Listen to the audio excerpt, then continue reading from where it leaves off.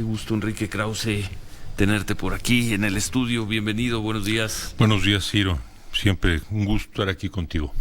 2 de octubre, 50 años el martes, Enrique. 50 años. Pues sí, aquello de que no se olvida, pues sí no se olvida. Mi maestro Daniel Cosío Villegas escribió, luego de la matanza del 2 de octubre, que el gobierno quedaba marcado con un descrédito que no se lavará nunca, que no se quitará nunca. Bueno, a 50 años de esos hechos podemos atestiguar que tenía razón, que una vez más esa profecía se cumplió.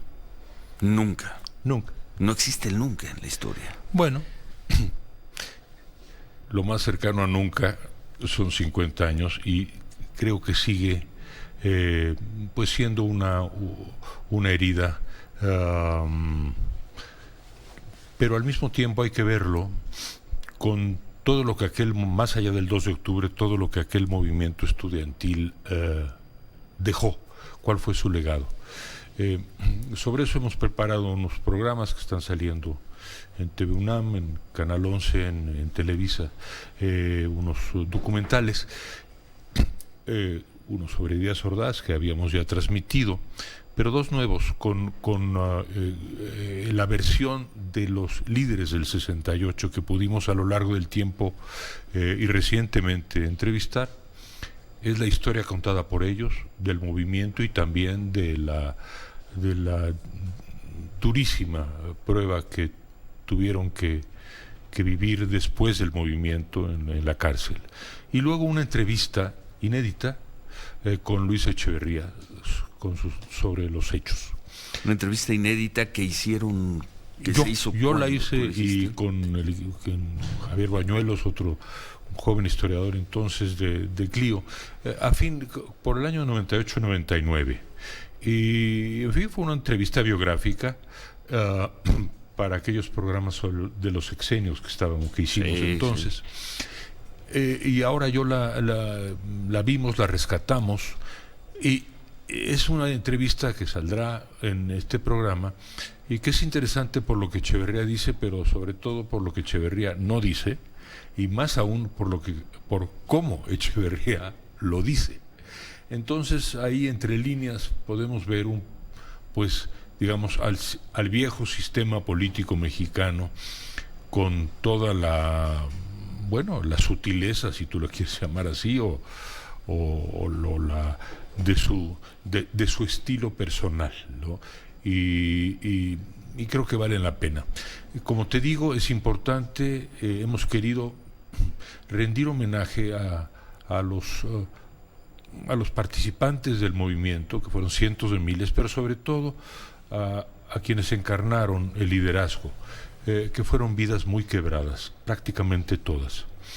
Y por otro lado, hemos querido también reflexionar sobre el legado del 68. Yo creo que es un legado muy positivo. Yo creo que el 68 fue un hito, como se dice, en la historia de la libertad en México, de la libertad de expresión y de manifestación. Un legado muy positivo. Muy positivo en ese sentido. Sí, que deja también otros saldos, pero bueno, ahora. Pero el aspecto, mi tesis es, primero, que en términos de la libertad de manifestación y de expresión, fue muy importante el movimiento estudiantil.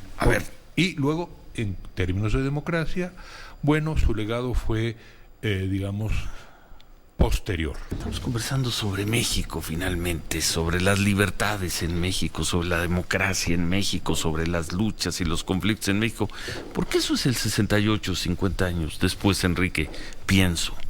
Mira, lo que ocurre es que en el 68, para ser muy concretos, si uno quería manifestarse en las calles, como ocurrió con el rector Barrosierra en esa manifestación primera del agosto 1 del 68 para protestar contra el bazucazo de la preparatoria ocurrido el día 30. Bueno, los estudiantes sentíamos que corríamos un riesgo de vida y no nos equivocamos, porque finalmente el 2 de octubre fue esto, es decir, las manifestaciones en la calle eran objeto jugarse de la vida. Jugarse la vida. Luego, no se diga la libertad de expresión. Te voy a dar otro ejemplo concreto. La prensa prácticamente permaneció callada, estaba absolutamente aterrada frente al poder de Díaz Ordaz.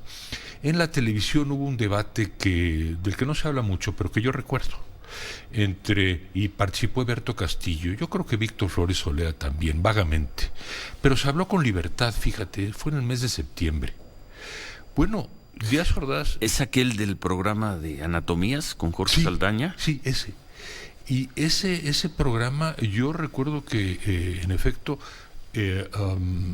a Díaz Ordaz lo enojó profundamente al grado de amenazar el retiro de las concesiones de televisión, porque los noticieros en aquella época eran concesionados a los periódicos. Es decir, la libertad de expresión estaba acotadísima. Se dirá que ahora también. Yo creo que la libertad de expresión está acotada de otro modo en México y en algunas otras zonas. Pero la libertad de expresión que hemos tenido en México desde fines del siglo, digamos en el siglo XXI, vamos a decir, es incomparablemente mayor que la que había en aquellos años. Se fue ganando, y yo creo que que el movimiento estudiantil del 68 ayudó mucho a la libertad de expresión, que en el fondo era lo que los estudiantes queríamos. Libertad de expresión, de debate, la palabra diálogo era importante. Entonces hay que distinguir, la democracia y la libertad son dos valores fundamentales que a mi juicio deben de ir siempre juntos. Sin democracia no hay libertad, sin libertad no hay democracia, pero son distintos también. Creo que el movimiento estudiantil no fue propiamente democrático en la medida en que nunca nos propusimos la democracia, las elecciones, los votos, pero sí fue un movimiento en el que estudiantes y maestros se unieron en las calles para pedir libertad. Y como quiera, en México hemos vivido en los últimos décadas en una libertad creciente. Se fue construyendo desde la prensa, Ciro, luego a la radio y muy al final la televisión. Piensa que todavía en 1994 ocurrió el primer debate abierto de candidatos y el postdebate en televisión, y yo te puedo decir que para que ese debate y postdebate se organizara costó mucho que el gobierno lo permitiera. Más los cambios que se dieron en las leyes con el entonces IFE y demás. Exacto. Ahora, Enrique, 50 años después, justamente 50 años después, la izquierda va a gobernar México. Exacto. O un movimiento que parece de izquierda en algunos puntos, que se dice de izquierda, No, es de izquierda, que maneja es de izquierda. banderas de izquierda, llega al poder 50 años después. Sí. Parece una ironía, parece un gesto de la historia. El movimiento estudiantil intervinieron grupos de izquierda, indudablemente, pero el movimiento estudiantil, y pienso en los cientos de miles de estudiantes que marcharon por las calles, era un movimiento de libertad. Te quiero insistir en eso. Que había liderazgos que pertenecían a la izquierda, no cabe duda. Y por cierto, después de la represión vino la guerrilla, la guerra sucia, y el gobierno, con la inteligencia política de Reyes Heroles, introdujo la reforma política del 78, que abrió las puertas al Partido Comunista y a la izquierda para la vía parlamentaria. En ese sentido también la democracia mexicana está en deuda con el movimiento estudiantil. Bien, en un movimiento que viene desde los años 70, como te digo, desde el momento en que algunos partidos de izquierda empiezan a conformarse y a participar en la vida del Congreso, han pasado 40 años y finalmente la izquierda llega al poder. A mí me parece que es la alternancia hacia la izquierda. Primero vino hacia el PAN, se reafirmó en el año 2006. El 2006, regresó al PRI, que es un partido más, ¿no? Ya no es un sistema como el que era el siglo pasado. El PRI no estuvo a la altura de lo esperado y ni mucho menos. No supo disipar las sombras de ese pasado, y ahora el electorado le ha dado de manera abrumadora la alternancia a la izquierda. Me parece a mí que, visto a la distancia de 50 años, esto lo que está diciéndonos es: la democracia mexicana en un marco de libertades es sustantiva, existe. Así que hay que darle la bienvenida una izquierda a este nuevo gobierno. Una izquierda que habrá que verla, porque me preguntaban, bueno, pero es que ustedes que han seguido, que han estudiado, que han hecho la crónica, que han hecho la reflexión sobre López Obrador, esa izquierda, ese movimiento, sí. ¿Cuál es su opinión sobre lo que viene para el país en los próximos años? Y al menos mi respuesta, y me gustaría escuchar la tuya, es: sí, los conocemos muy bien, pero nunca los hemos visto en el poder. Mira, en ese poder, sí, en el poder de la presidencia. Bueno, por eso, sí, digamos, a 50 años del 68, mi primero, digamos, propósito como historiador es dejar claro que hay que no todo nace en el 68, ni mucho menos. La democracia viene de atrás, tenemos una larga historia, y también la libertad viene muy atrás, lo podemos trazar hasta el siglo XIX, pero que México ha tenido una larga historia de construcción democrática y de construcción de libertades, y que gracias a estas dos construcciones, Ciro, ahora tenemos la alternancia hacia la izquierda. El tema que estás tratando tú es de otra índole. ¿Cuál es ¿Qué ocurrirá con esa izquierda en el poder? Bueno, lo vamos a averiguar muy pronto. Sí. Muy pronto. Se dice que ya están gobernando. Pero ¿cuántas veces te han preguntado amigos, familiares, vecinos, ¿y cómo nos va a ir con López Obrador? ¿Usted qué sabe, señor Krause? Bueno, yo soy historiador y no soy profeta. Sí, bueno, pero no me digas que no te preguntan todo el tiempo. ¿Y cómo le va a ir a México, sí, fíjate, me han preguntado, ahora que lo dices, pues sí. Recuerdo que alguna otra... Y uno espera que Enrique Krause ilumine. No, tampoco. Mire, va a pasar mira, sí. Ciro, vamos a ponerlo así.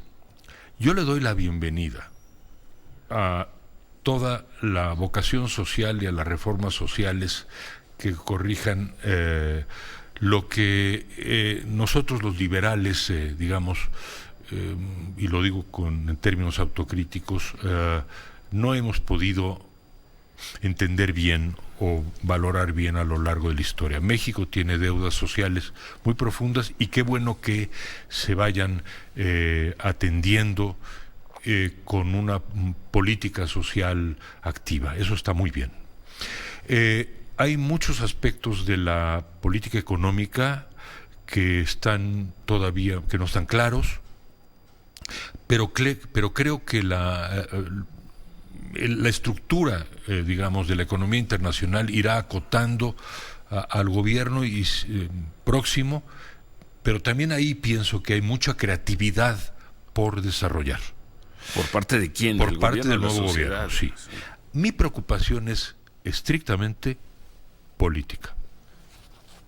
¿Qué es esto? Yo quiero que se preserve y se enriquezca la vida democrática, la vida republicana de México, el federalismo y las libertades. Yo creo en esos 4 conceptos cardinales. La república es la división de poderes. Las libertades es lo que estamos ejerciendo en este momento. La democracia es el gobierno de la mayoría, pero con respeto a la minoría. El federalismo es la soberanía de los estados. En estos 4 temas, naturalmente, estoy preocupado. El voto mayoritario del electorado le dio un mandato a López Obrador y a Morena, que de facto le da el poder en el Congreso, en muchos congresos locales, puede cambiar la Constitución, puede dominar al Poder Judicial si quiere. Ha lanzado, digamos, críticas, adjetivaciones despectivas a la prensa y a quienes no piensan como él. Entre ellos a ti. Sí. Pero bueno, no interrumpe. Y luego, bueno, también habrá una supervisión, que vamos a ver qué tanto es supervisión y qué tanto es control político sobre los gobernadores en los estados. Bueno, Ciro, con toda franqueza pienso que no es excesivo externar una preocupación y al mismo tiempo un llamamiento de que ojalá el próximo gobierno tenga en mente estos 4 valores cardinales que fundaron a México como una república representativa, democrática, federal, con libertades. Es el legado mejor del siglo XIX y yo diría también del maderismo. Entonces, estos factores políticos me preocupan. En suma, tengo esperanzas en el aspecto social, también en lo económico. Espero que prive la sensatez y la austeridad, que introduzcan muchas reformas que son necesarias, que son urgentes. Espero un combate efectivo a la violencia y desde luego a la corrupción. Me preocupa el ámbito de la política. Debo de agregar algo. En los mejores momentos de la vida política de México, vamos a decir, en los tiempos de Juárez y de Lerdo de Tejada, también había un partido dominante, de hecho había un solo partido, y sin embargo si vieras la vitalidad y la autenticidad de los debates republicanos, sí. Y Madero invitó hasta el Partido Católico a estar le abrió las puertas del Parlamento. En suma, no olvidar lo político. El progreso político de México no debe estancarse y mucho menos debe revertirse. Muy bien. Pues muchas gracias, como siempre, Enrique. Muchas gracias. Qué buen motivo, ¿no? Nos da el 2 de octubre para hablar de lo que viene para México después de los 50 años de ese 2 de octubre. Pueden venir cosas buenas, Ciro. Ojalá. Y todo si no a dar el debate. ¿no? Y si no a dar el debate, Enrique. Bueno, eso sin duda. Imagínate si no. Y desde las distintas trincheras, la pelea, entre comillas, para ese debate, para ese país que creo que queremos todos, ¿no? Los que votaron, no nuestra votaron. Vida pública y nuestra vida. Bueno. Con el diálogo y el debate. Gracias, Ciro, siempre. Gracias. 2 de octubre, no se olvide, Enrique, 50 años. Ya lo sé, honrémoslo abriendo la conversación. Y aquí estamos. Suerte con tu serie, ¿no? Dijiste en TV UNAM, en Canal 11. TV UNAM y en Televisa. En el espacio de Clio en Televisa. Así que sí, habrá una buena cobertura. Sí. De nuestro homenaje a los líderes y a los participantes anónimos de aquel movimiento. ¿Te ves listo para la cuarta transformación? Para empezar a observar, a contar, a criticar, a analizar. La cuarta transformación, 2 meses nada más. Claro que sí. Bueno, un gusto, Enrique Krause. Buen día.